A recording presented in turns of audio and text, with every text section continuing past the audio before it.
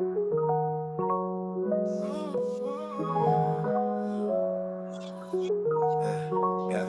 Together we learn, together we grow, together we heal, together we flow.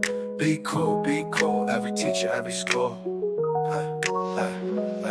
Be cool, every teacher, every school. Be cool, every teacher, every school. Be cool, every teacher, every school. Be cool, every teacher, every school.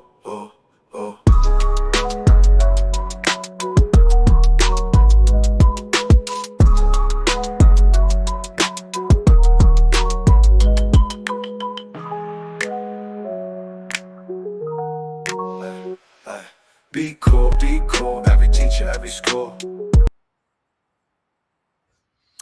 Good evening, everyone. My name is Todd Scholl.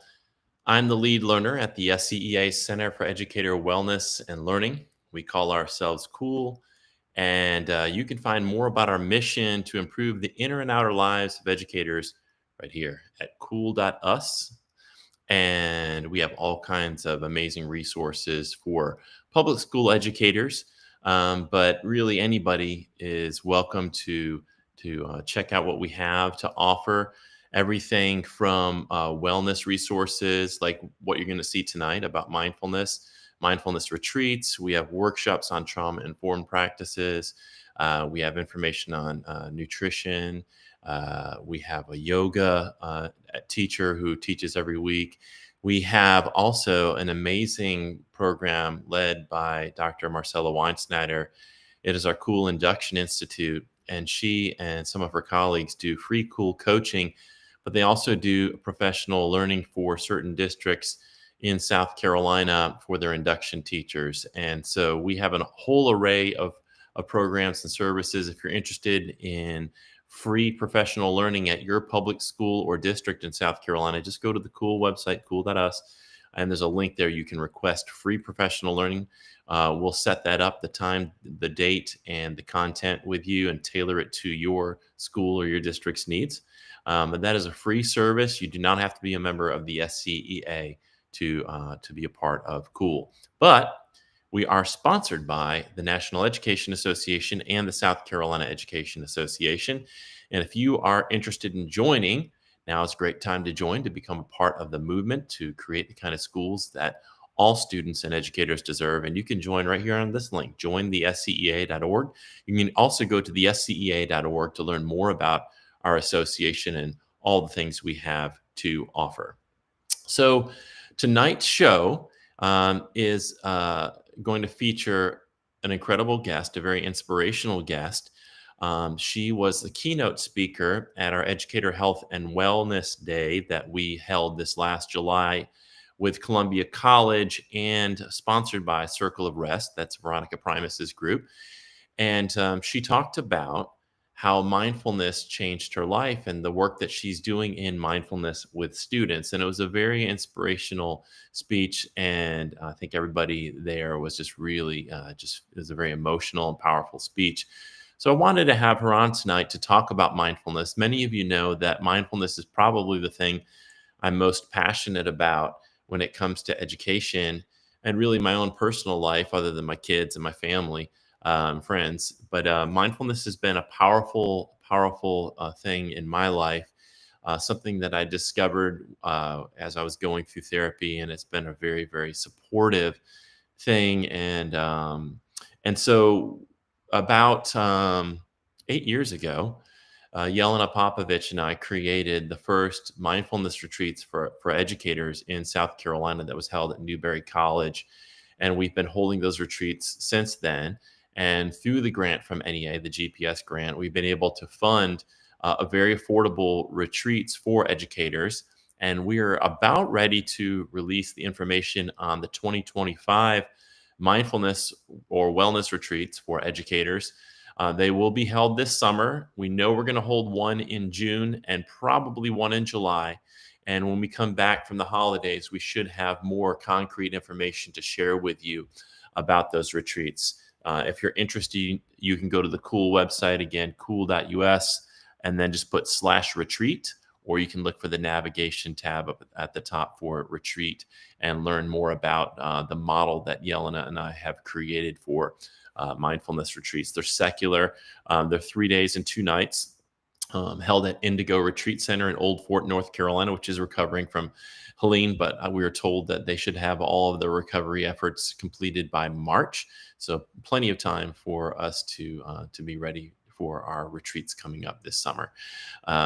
Usually the cost is around $150 for members of the SCEA, $250 for non-members. So great incentive for you to join the SCEA. You can save $100 on our retreats. It includes your meals, your lodging, all the yoga sessions, a book, everything that you need other than your own travel. It includes snacks and coffee, everything. So we hope that you'll check that out when we put that information out this January. But tonight, let's get to tonight's guest. I'm really excited.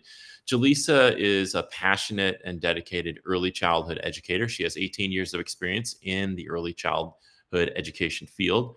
Nurturing young minds and cultivating a safe and inclusive environment that fosters social and emotional, cognitive, and physical development are some of Jalisa's specialty skills. As the current director and mindfulness director of Minds in Motion Learning Center, located in Greer, South Carolina.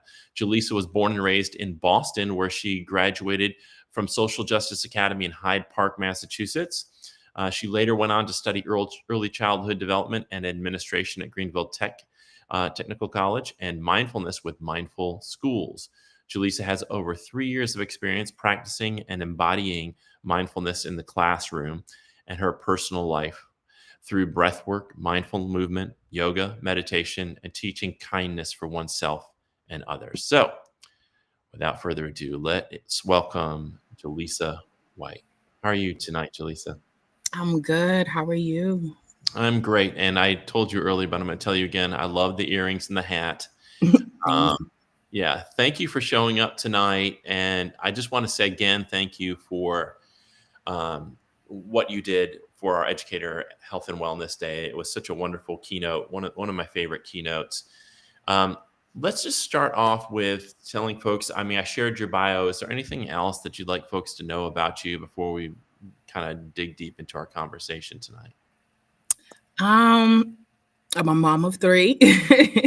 I'm a lover of love and joy. And thank you for your compliment of my hat and my earrings. I've tried to practice putting on everything that brings me joy. Yeah.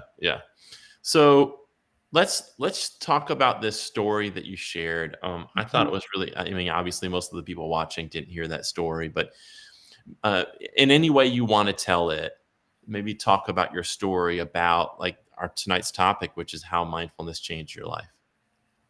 Okay, well, we met at the conference, which was an amazing conference. I had got asked to just speak about my journey with mindfulness and kind of why and being an educator. And it kind of took a spin on its own. And I'm not normally a public speaker. So I was just happy that I was able to get to share my story because I think that's important for everybody to get to use their voice and share their story, because that's how we get to get connected with each other and sometimes get advice and things like that. But yeah, I'm Jalisa. I'm a mom of 3. I come from Boston, Massachusetts. I currently reside in Greenville, South Carolina right now. And I work at a early childhood learning center. And I work with ages from infancy all the way up to middle school of age. My work has also expanded into working with the teachers, staff, families as well too. My passion is community. And I have been blessed to be able to work for a company that loves community as well, and they are passionate about cultivating a community. Some of our pillars are mindfulness and sustainability, and I just love that. And I want to bring that to the community as best I can. And sharing my story and me, sometimes being transparent and vulnerable is the best way that I can do that. And I decided to it's okay if I'm not a public speaker. I'm gonna go out there and still tell my story. So that's how we got to meet. Yeah. Yeah, I Wouldn't sell yourself short. I think you are an amazing speaker, and I think what makes you an incredible speaker, and I think this is what sets apart great speakers, is their willingness to be vulnerable and their willingness to sort of tell truths. yeah, And I think that was what was so beautiful um, about what you delivered to other educators this past summer. yeah. Can you talk a little bit more about that, about how it was sort of how your life's journey led to finding mindfulness, and then how mindfulness specifically started to transform things for you? Yeah, so as you know, so I'm like I said, I'm from Boston, and I've when I was in Boston, the prompted to move was because I had children and we were homeless and living in a homeless shelter, and the homeless shelter at that time, they told us that it'll be like 10 years before we can get even some type of help. And I was like, I don't want to wait 10 years. I'm going to figure out what I can do right now. And that just prompted a move to South Carolina, to where I felt like there were a little more resources, probably a little more better financial stability for me and to raise my children and just in search of a better life. And I went out on a limb, and the shelter, even, they gave us two suitcases and a plane ticket. And I got on the plane and I came down here and I applied for housing and literally got it right away, which was amazing to me because before we had been battling homelessness for a couple of years. And stuff. So I just took that leap of faith, wanting to have something better for me and my children. When I got down here, though, I was like, okay, what now? What are we going to do? I need to work. I need to figure out what is my career. Now, as somebody that had been previously before, I had been on the welfare system, collected assistance. I knew from that, and being in the shelter, they have you take classes that you want to be smart. You want to create a budget and you want to make sure that your income is, is more than what your expenses going out. So I knew that I didn't want to just get a job where it was just going to be just quick money, not enough pay, where once I'm off, because my goal is to get off the system. And so I said, I'm going to go for now, like I said, I'm chasing my dreams. I'm in South Carolina. I'm taking that leap of faith. So before I used to try and listen to other people and what they told me to do. And I had some family. I was in the healthcare field, trying to be a nurse. Oh, that's easier. It makes good money. So when I said, nope, I'm chasing my dreams, I'm down here, I'm going to go for my dream. And that's how I got into early childhood education. I said, it's always been in my background in my family.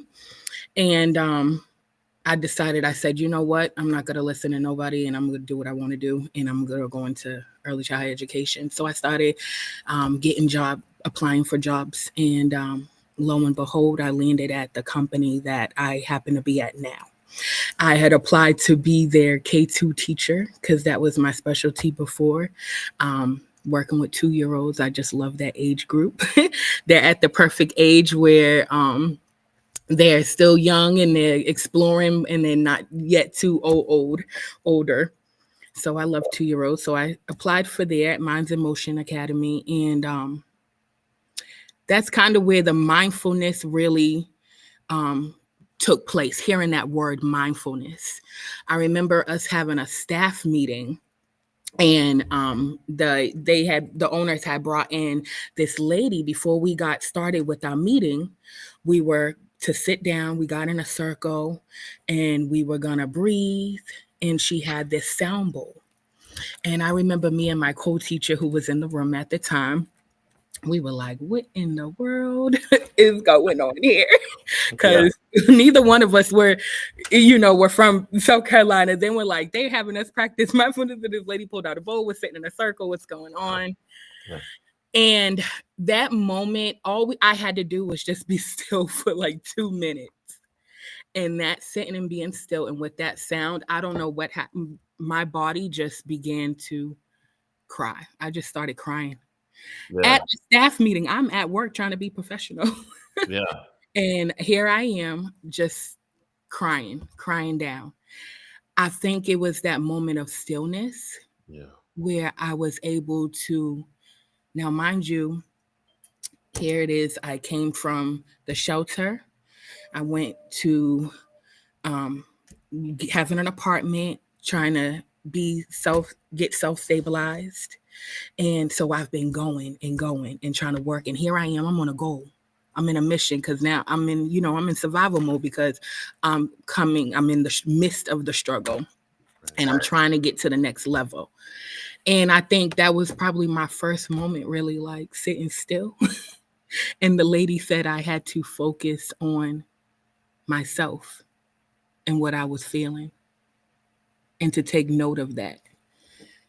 And just all these emotions came out. Mm. And I remember the owner coming over to me and just hugging me and holding me in that moment, just that gentleness she had with me, that openness. I felt safe. Mm. And then having that conversation with her, she talked to me. Um, and I shared a little bit of why I was crying with her, and she understood me. And she began to share a little more with me about her journey with mindfulness. And that made me want to dive more deeper into this world. Yeah. It's interesting. I think a lot of people think of mindfulness, they conflate it with like just sitting in Zen and you're very peaceful or whatever. And one of the things that's really interesting about when we do pause and have that stillness, especially if we've been used to being so busy and we've had so many stressful events that like we're just getting over one stressful event. And it could even be positive stress, like I'm trying to move, but I mean moving itself, even though if you feel excited about it or hopeful, can be a really stressful event. But like you're going through so much, so by the time you're done with that one, then something else stressful starts where you're just like you said, just on going, going, going, and then all of a sudden you're asked to sit still for a minute, and Yeah. it's like then the emotions kind of catch up, like with oh, this is the stuff I've been holding back for so long because I've been too busy to even look at myself because I've been looking outside myself to make sure everything's okay. Yep. So a lot of times that happens. I think when people practice mindfulness, those emotions, as you know, can come up, and sometimes it's fear, sometimes it's sadness, but sometimes it can be peaceful. But I mean, just so many different things can come up. Talk about then what happened after that. So you had this initial experience with mindfulness, and then what happened from there? So, like I said, the owner had shared her story with me.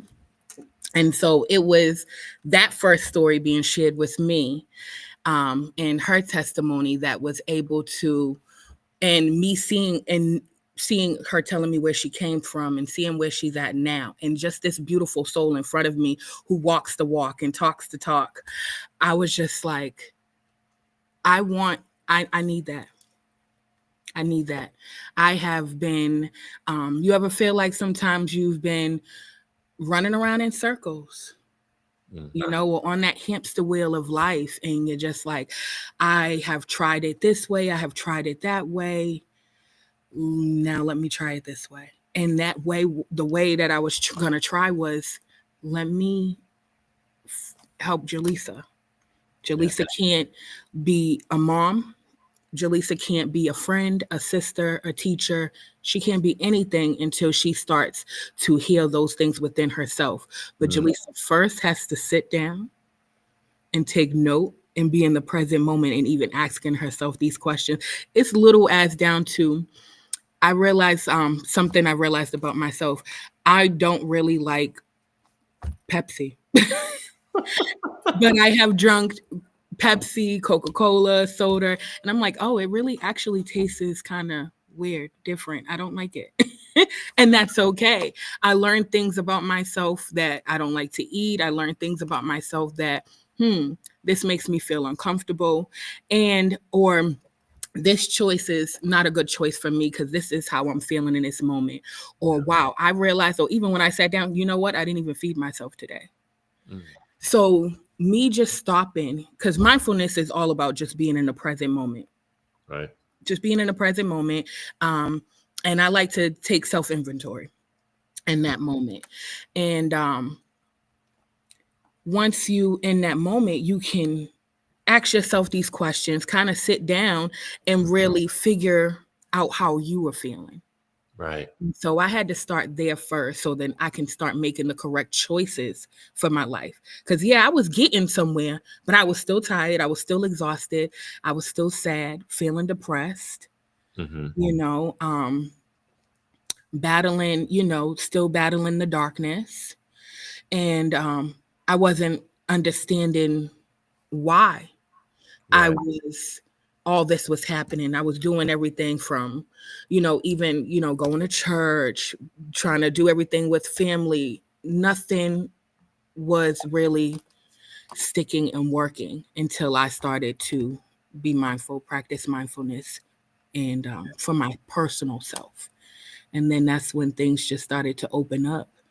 Um, I was able to observe things and answer the questions that needed to be answered. And it just made me all around a better mom, teacher, and person, I feel like. Yeah. I think for me, like, what I notice is there's like this, we're always aware, right? We're awake, we're Mm. aware of what's going on, you're aware of like people around you. But it's like this meta awareness where you're like aware of that awareness, and you're actually being intentional about what you're doing rather than kind of going through the motions, the habits. So it is like an awakening. It's like a different, it's almost like waking up from a different level of consciousness.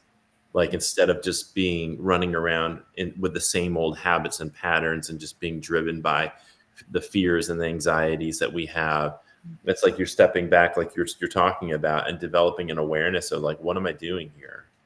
Like Yeah. what am I about to say here? When I'm do I need to, this thing that I'm worrying about, this thing that I'm replaying and ruminating and chewing on, is this something I need to continue to, is it helpful for me to continue thinking about it, or can I let it go? So maybe talk about how, like, as you began to practice, what types of changes you started to notice in your life and in your work.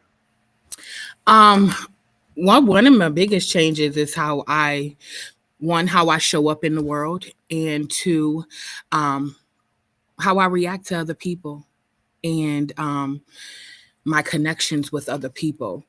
Um, being one of the biggest things, being in the classroom, we working with children as teachers, one of the things I first, having a personal practice helped me realize and gain more control in my classroom, because I was more in control and aware of myself. Right. And as you know, we, with working with little children, they pick up your energy. They pick up your energy. If you are not in a good mood, they're gonna figure out a way to enhance that. Mhm. And they're gonna pick up on that energy. And one of the things that I recognize, I am just doing mindful observation in the classroom for myself and with my students. That helped me really big. I was able to recognize with myself, okay, at these points in the day, this is when I start to get a little tired. Oh, so I might need a pick me up around this time. And I also recognize that this is what works for me in the classroom as far as my strength. And now I'm able to communicate that to my co-teacher. And I can tell her, hey, these are when I am stressed out or not needing to regulate my emotions. These are the things that I like to do. These are the things that bring me joy. And these are also the things that are my weaknesses in the classroom. And now I'm able to, because I'm aware of that, I can communicate that with her and we can collaborate better and support each other. I also can take time with, I've been able to take time with my students, because sometimes we have our set perceived ideas of what we think is going on, but it really just takes us a moment to sit down and observe someone. And we Yeah. could be thinking someone's doing something, and sometimes we take it personal too, but really that's not what's going on.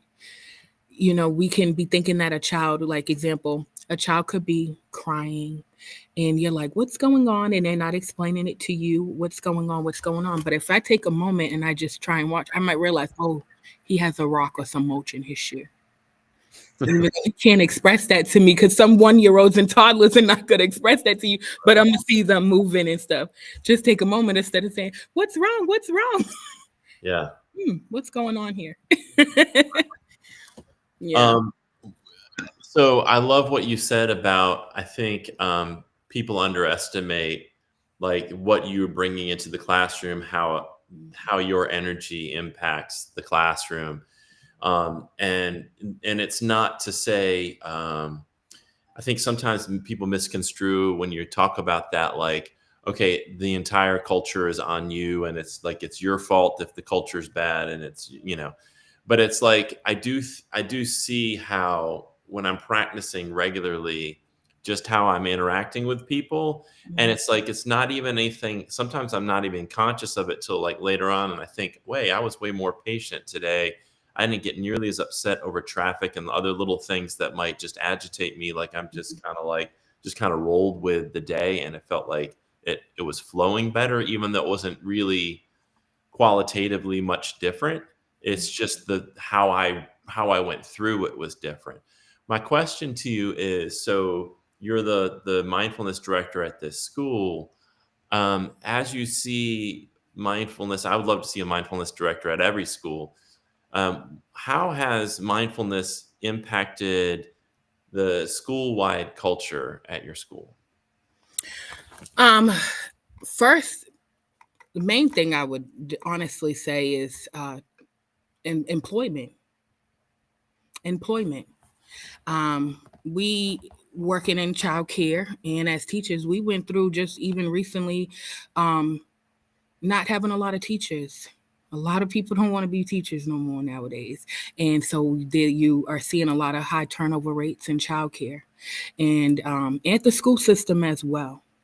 And I believe that my company having a mindfulness director, I know for a fact from talking to some of the employees and the teachers and stuff that mindfulness is a big part of why they enjoy working for the company. And it has helped renew them when they have gotten, I like to call it teacher rot of like burnt out. Right. And stuff. Mindfulness has helped that. It has also even helped people too, where they see areas that they may want to develop more in their career. So employment from the turnover rate, a lot of people were burnt out and not wanting to into work. It's not just we're not just babysitting, Right. We're teachers as well. And we have routine schedules, lesson plans, all that stuff too. And you get burned out from it.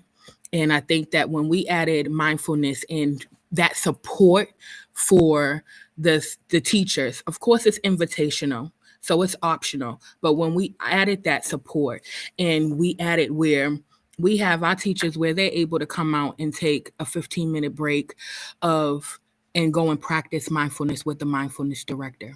And you see them going back to class, maybe feeling a little more refreshed. Or able to get some of the things off their chest. We are humans first. So sometimes, we say jobs will say, leave what's going on in your personal life at home. But sometimes that's hard to do. And when you come into work, you may still be feeling the effects. And to have a company that can say, hey, we have a whole therapy room set up. We have someone here that if you need help with a guided, if you need a moment to be still, if you need a moment to mindfully walk the parking lot, playground, if you need a moment to yourself to just sit down. Yeah. We provide that support because your mental health matters. We need stable people in the classroom, stable teachers. And I think that I love that my company has provided that for the teachers. I have seen we have a full house of staff, and I'm proud of that. We have an amazing staff, and I'm proud of that as well. As far as children, I have some beautiful souls that know how to express themselves and tell me, Miss J, This is how I feel today. And when I walk in, are we going to do yoga, Miss J? Look at this pose. They're getting excited about their wellness, about their bodies. They're learning about themselves. They're able to express themselves other than you'll see them grow from that screaming phase and them tantrums to being able to tell you what's going on and why they don't like that. You also see those connections being built between students and teachers of where now they're having conversations and these students are able to express themselves in a different way to the teachers and they're able to show up and be present. I'm also watching teachers. One of my favorite things I love is going outside with the kids because I see the teachers going down the slides with the kids, on the swings with the kids. They're living their inner childhood with the kids, and they're presently and actively engaging and playing in the classroom. And I have a lot of students that's always saying, "I don't want to go home. I don't want to go home." So that's a good thing. They want to stay and play because when you're presently engaging with them, Right. different. Right. That's what matters. Yeah, I love that, and I your point about we're humans first, like all of the students, no matter where those watching, no matter what school or district you're in, um, all the students and all the adults in those buildings, we come in and we're humans first, and I think sometimes schools get so focused on the testing and the rules and the procedures and the academics and all of that stuff, which all of that is essential and important. But when you don't prioritize at all the people's humanity, that's I think that's what leads to even more burnout, and it's why a lot of teachers are leaving the profession because their humanity is not being honored at all, and then they see it happening to their students as well, like their humanity is not being honored at all, and they don't want to be a part of a system that's not honoring that real humanity that's in all of us, and the need for us to fundamentally be well, whether that's physically or mentally or both. Like that wellness, if that's not foundational, we know from Maslow's hierarchy of needs, if we aren't fundamentally well, then all the academics and everything else, all that stuff is not going to be matter. It isn't going to matter, and all the rules and procedures, we're just going to struggle with enforcing them because people don't know how to express their needs like you're talking about. They just, whether it's kids or students, they feel like they have to stifle that in order to meet the needs of the system. So I love the fact that you're cultivating this idea of wellness first. And I see you have Jed Derryberry's shirt on, love first, teach second. Yes. I'm sure he would be thrilled to know that you're wearing his shirt. You're a good friend of mine. Talk about that phrase and what that means to you, to love first and teach second. That's everything. Everything. Like as I we are all human first. And I think I can't even ask you to focus on your ABCs and 1, 2, 3s if I don't even have a connection with you, if I don't even show you any kind of love. For you want to show up. Your emotions, your mental health, and your health, that matters first. And sometimes we can come in very focused on the goal at hand, and the numbers. And Yeah. like you said, with these testing and things like that, and the numbers. But I can even get you in the right headspace, I realized that let me love on you first. Hmm. And we get a little bit further, we get a lot farther. I Yeah. have a student I use as an example all the time. And the student, he is an amazing, smart little boy. But if he has not had no breakfast, I'm not getting nothing out of him. So in the morning, I can either be like, oh, I'm forcing you, I'm going to be this, or I'm going to be upset that maybe mom or dad was running late and forgot to grab you this. And I'm going to be like, oh, and talk. No, come on, let's go see what we got in the kitchen. Right. Let's get you something to eat. I'm going to pick and choose my battles. But I'm also going to be mindful. That's being mindful. I know I don't want to do anything if I'm hungry. I know I don't want to do anything if someone isn't kind to me first, or if I don't feel.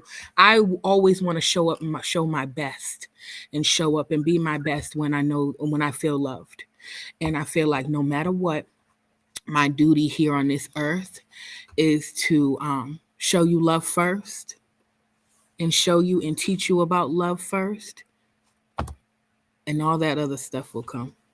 Yeah, Hmm. I agree 100%. And what I like about what you're saying too is like I think teachers can get in the habit of really resisting what's happening in the present moment. Like in that case where the student comes in, and if the more you're in resistance to the fact that this kid didn't eat and that's why he's cranky, it's going to be difficult, Hmm. and you can just stay in that resistance, or you can just drop the resistance. Like I wish that he'd gotten something to eat so I wouldn't have to deal with it, so we can go ahead and start with a lesson or whatever. But that's what today brought, and I can be in resistance to that and try to warp the situation and the kid and drag him to where I want him to be, or I can recognize there's something that's got to come first before the teaching, and that really does come out of putting love as the priority. And I think it's also that way. I hope that any administrators watching, it's the same way with your teachers. Like, Yep. you may wish that your teachers weren't having a problem at home, didn't their parents aren't sick, or their kids aren't struggling with something, or they're going through a divorce or having financial issues. You wish that they all came in and they're happy and they're ready to teach. But that's just not the reality for a lot of teachers. They're coming in and they're struggling, and then they're coming into a teaching environment which is just stressful, inherently stressful. So you can be in resistance to that as an administrator and try to pound it into them to get them to do what you want, or you can talk with them and get to know, love them, and then lead them second. So I wish we take this aphorism of love first, teach second, and apply it to teachers of love first, administrate second. Mhm. Love on these teachers, love on the students in your building, and that love is infectious. If we take care of people and see them as human beings and understand that they have needs that need to be met first before we can prioritize all this other stuff. But the problem is that in a public school, when the test scores are the god of everything that happens, this Mhm. is what gets sacrificed in that drive for achievements and for improved data. What gets sacrificed along the way is this love. It too often gets sacrificed is love and humanity. And I think that's what's driving a lot of people out of the profession.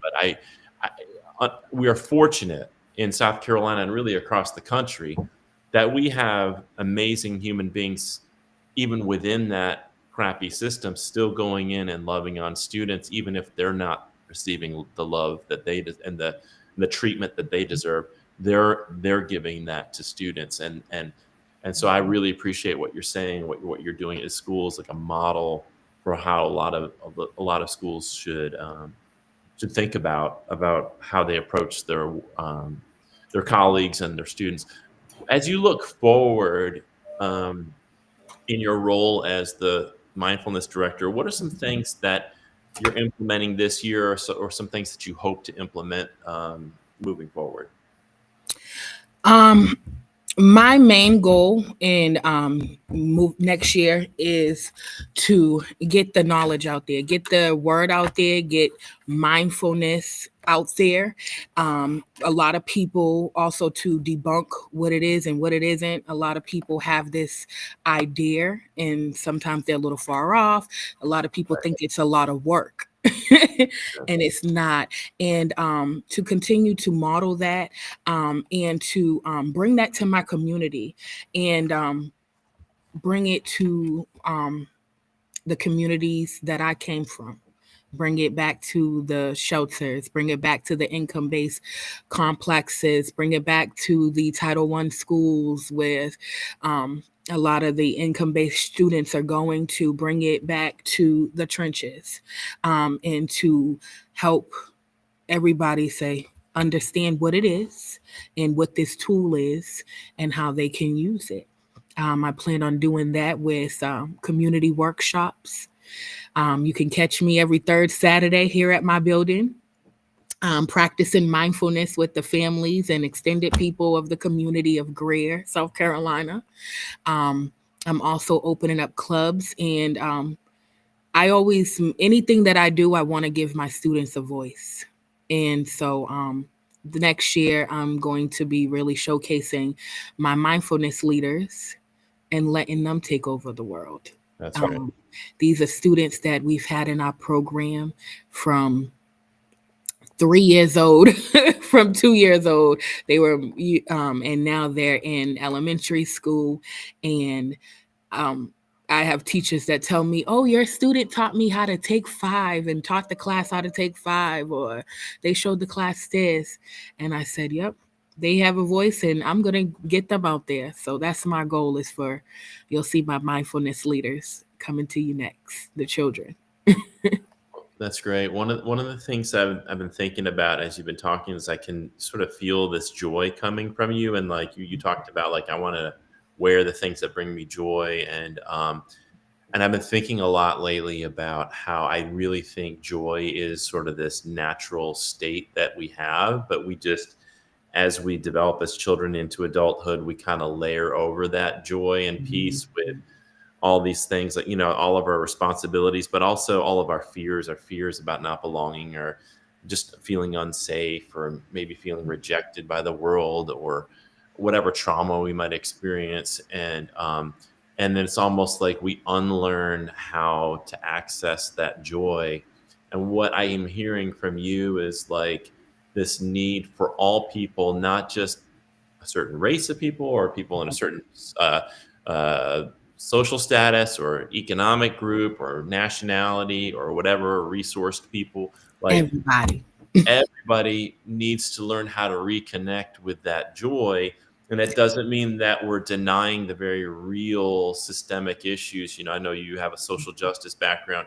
It's not that we're denying that. And I think that's one of the Mhm. myths that we have to dispel, is like, actually, for me anyway, what I've seen is when mindfulness is practiced and applied appropriately, people actually wake up to social justice issues and then have clarity about how to address that. But also in the process of advocating, like we do at the SCEA, or fighting, you're also learning how to reconnect with that authentic sense of joy that's within us all, without always being dour, and just learning how to have some resilience, but not resilience where you put up with crap, but that you can have some joy through the fight and through the systemic changes you're trying to make. Can you talk a little bit about that, like, and maybe any other myths that you try to dispel that people have about mindfulness? Yeah, joy. Joy was actually it's so funny because that was actually one of the first kind of retreats, mindfulness retreats I kind of did, was an awakening joy retreat. And it was funny because it was Black Joy Awakening. And so it was the group was all African American people. And when I went to this retreat, I was like, "Oh my goodness, how in the world all these people know all about, like, they're here for awakening joy." And it was amazing to me to be still and focus on joy. Right. I feel like I was like, wow, so much of my life I spend on thinking about the lack, thinking about things that I'm unhappy with and what I need to change and where I need to go and what I need to do. Right. That I didn't realize that how that kind of thought has got me sad, given Right. me Right. anxiety, Yeah. and I wasn't happy. And so when I went onto this retreat and we were doing all of these practices to awaken our joy, and we were talking about that and what that looks like, um, I got to really focus on the joys of life and the beauties of life. And I realized to myself, I said, I'm going through life. I'm here. I'm not giving up. I'm not quitting. So, what am I afraid of? What am I waiting on? So I Right. said, I'm going to snatch all the joy I can get. So, Right. from doing all those practices, um, it just so happened to help me start seeing the beauty in a lot of the darkness that I had. So the light started coming on Right. because I started practicing gratitude. I started, you know what? I'm going to be in the present moment. And I know right now the house may be messy, but I'm going to do some puzzles with my kids and we're going to have fun and we're going to do karaoke. My daughter's going to put on a one-man show. We're going to have, it's all right. It's all right. We're going to have, I'm going to enjoy this right now. I'm going to have joy. And that changed for me. That changed me from wanting, being a person that was sad all the time to, just finding the joy in everything, and we're gonna have fun. And I think that's important for people to do. This world, there's a lot of even when you watch the news, when just in everyday life you go on social media, there's a lot of sad stuff going on, a lot of people promoting a lot of the things that steal our joys. Right. So we need to really start stepping up. You only got one life, you're here right now, so just have fun. Have fun. You know, and this doesn't have to be about denial of things that are hard. No. Or like saying that I'm not allowed to feel sad or angry or frustrated or whatever. It's just about like, okay, you know, you go through something that's hard, but then it's like, where am I going to orient next? And, you know, it's like re-anchoring to that sense of joy and peace that's there, even through hard times. It's like, allow yourself to feel that, whatever it is you want to feel through it. But it's like, let's just let those things be a visitor. And then we come back to what we are innately, what we were as little children. I think most of it, like having that joy, that sense of enthusiasm, like I'm excited to be alive and I'm just happy to be here. And I have an opportunity today to go out and spread kindness and compassion and joy with other people.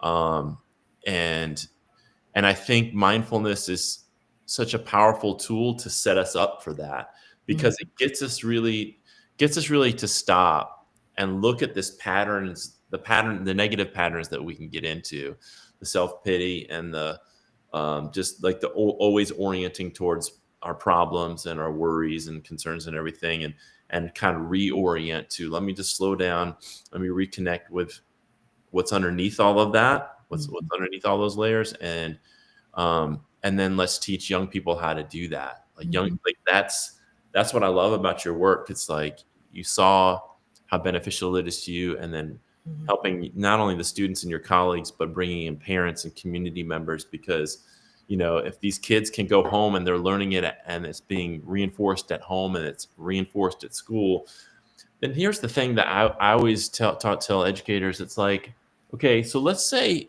your kid is the greatest academic success. Like they're all AP classes, they're getting straight A's, 4.0 GPA, all that.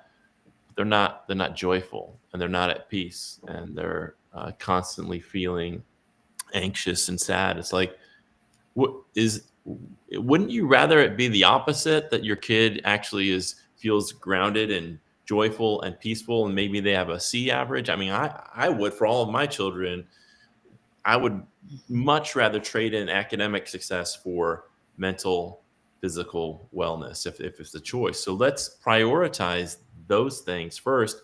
And what I think we'll find is the academic success will come naturally when we teach kids these skills. All of the academic success is just like it will happen naturally. It doesn't have to be forced, because kids are well enough and are in a place where they're ready to learn. Any final thoughts before we close out this great conversation? Touching on that last spot, I think that you can't have any type of success without your wellness. Right. And without focusing on your mental health. And I can't show up if I'm not in the right space. If I don't feel good, I'm not going to be able to do my best. So I think that it's important for us to really focus on our wellness, focus on our health, focus on our mental health, so that we can put our best foot forward and live our best life, and show up authentically our best way that we can. Any last things that I can say is that I love everyone. I wish everyone joy, and I hope that hope that everybody doesn't mind taking a moment with me right now. Is that okay? Let's Can we do it. take a moment and I just want to take a moment with everybody because this, as you heard my story, I didn't have to be here. Right. Sharing it with you guys. I could have been taken out, and mindfulness has definitely kept me going. So I want to be present in this moment.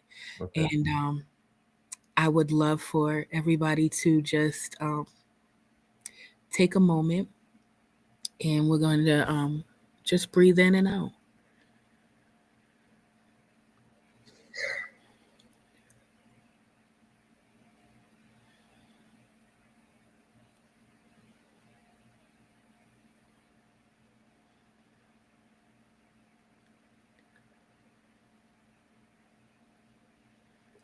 And while you are breathing in and out, I just want you to think about how you feel today. How do you feel today? How do you feel right now in this moment? And that's it. Mm. That's all it is. Yeah. Yeah.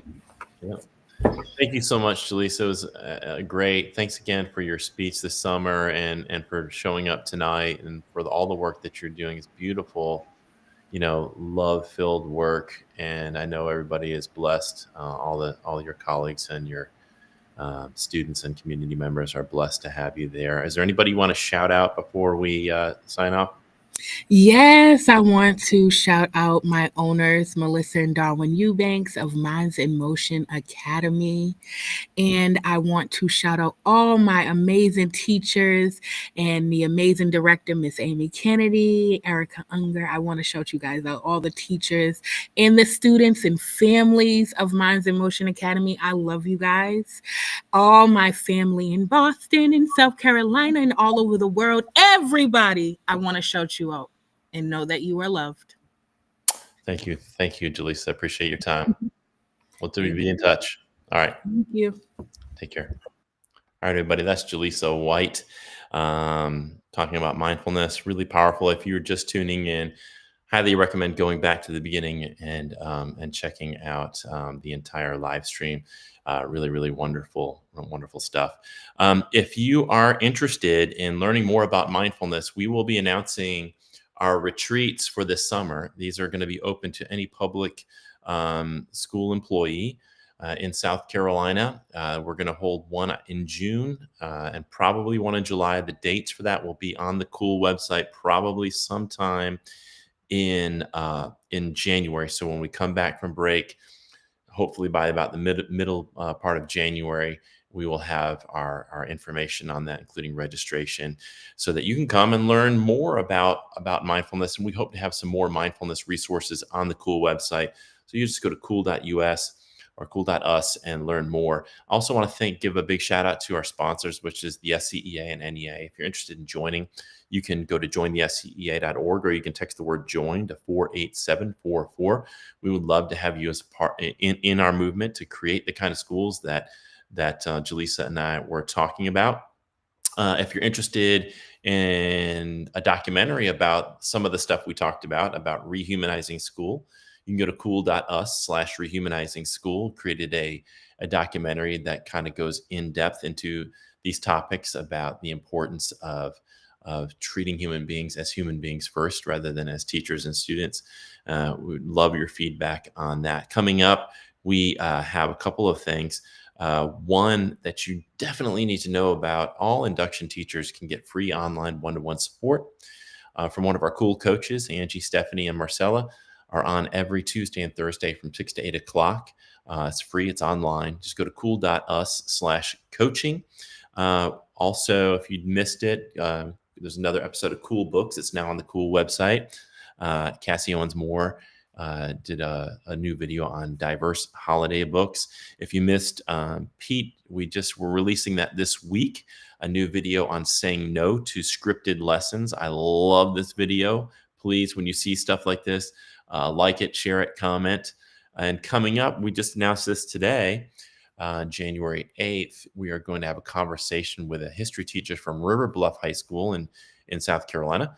His name's Michael Burgess, and the title of the live stream is "I'm a Culture War Pinata Teaching United States History in South Carolina." That's going to be January 8th at 7 o'clock. And if you have not checked out the resources on the website, cool.us/yoga, Alex Del Castillo is a teacher here in Horry County who leads yoga sessions every Wednesday on TikTok and Instagram. So check those out and check out our website, and you can learn more about yoga on the website as well. And that's our wellness retreats also include a few yoga sessions, and they're very introductory yoga sessions. Anybody can participate. So that's about it for tonight. I want to thank Yelena Popovich, who connected me with Jalisa White, and who is also one of our co-facilitators at these retreats.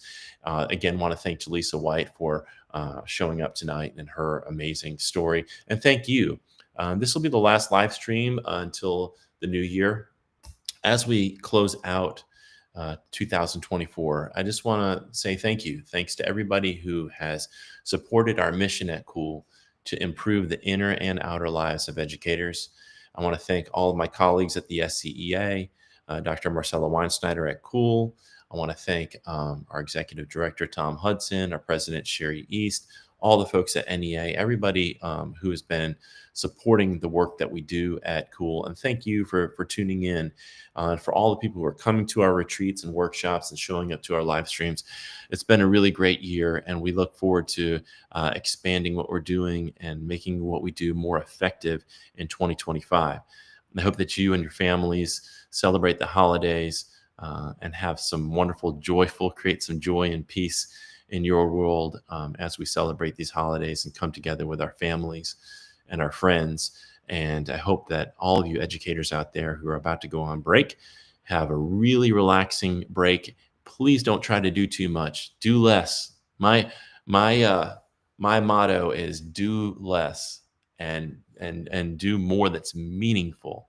Making room for, when you do less, you make room for stuff that's more meaningful, and take good care of yourselves. Don't feel guilty for sleeping in a little bit, taking some naps, relaxing, reading a book that you like, making a good meal, healthy meal that you enjoy with your family, and just take some time to decompress and step away from the rigors of teaching every single day, and just enjoy yourselves. We wish everybody happy holidays and a happy new year. We'll see you in January. As always, please visit the Cool website. And if you have any comments or questions about these live streams, feel free to reach out to us. If you have suggestions for future live streams or need assistance or want free professional learning, you can contact us on the Cool website. We'll see you. Y'all have a wonderful, wonderful holiday.